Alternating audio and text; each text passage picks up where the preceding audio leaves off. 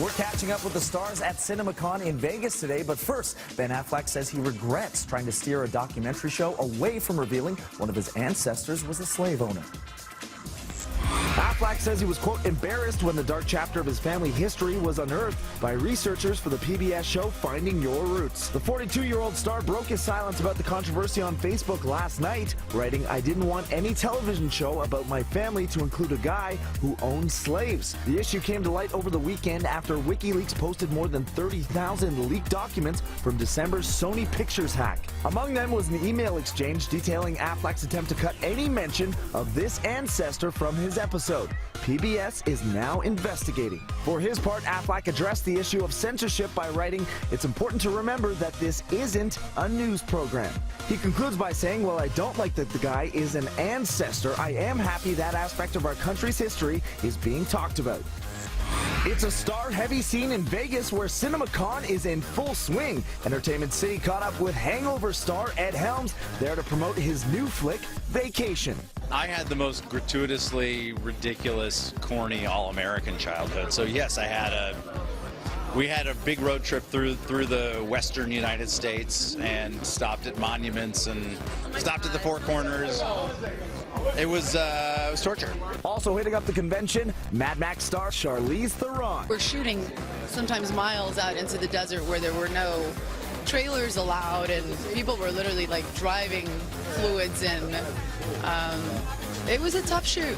It was a tough shoot. And we've got the scoop on Mission Impossible Rogue Nation from star Simon Pegg. It's the man behind the legend that I'd like to be, quietly just stealing the film from Tom by doing nothing in the background as he risks his life. It's a great job.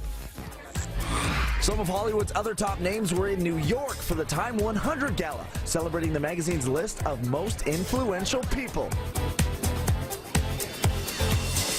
Kanye West, who made the issue's cover, and his other half, Kim Kardashian, graced the red carpet where they were pranked by comedian Amy Schumer, who took a fake dive before the celebrity couple, falling at their feet.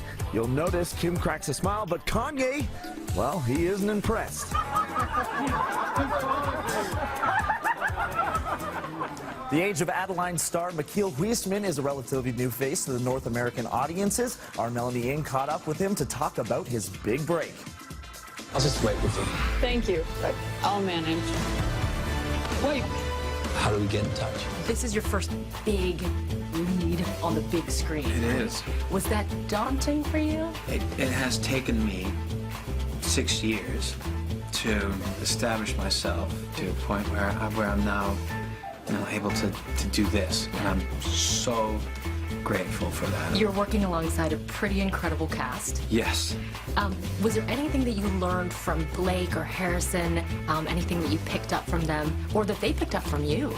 I'm sure they picked up a lot from me. I learned so much from working with these people. When I met Harrison, I kind of thought that for him, this was going to be a relatively small project. After this, he went straight on to Star Wars. When we started shooting, I just immediately sensed that it wasn't a small project on his roster. He doesn't do anything half. After such an amazing career, he's still in the game because he just, he loves it. Coming up on Friday, our Thor Diekow catches up with the Age of Adaline star Blake Lively to talk love, immortality, and 20s style. And coming up tonight, Vice on City explores Guantanamo Bay and seeks unfiltered impressions of the prison. What about the non-compliant detainees when they come to you? How are they brought over here? How does that work? We can't get that out because you're asking operational procedures, and we don't. Well, no one is forced to come here, so that's probably, in my opinion, there's no reason to answer that question. Catch Vice on City every Wednesday at midnight. Entertainment City is also on Royal Baby Watch. Is it a prince or a princess? We want your predictions. Tweet us at NCity.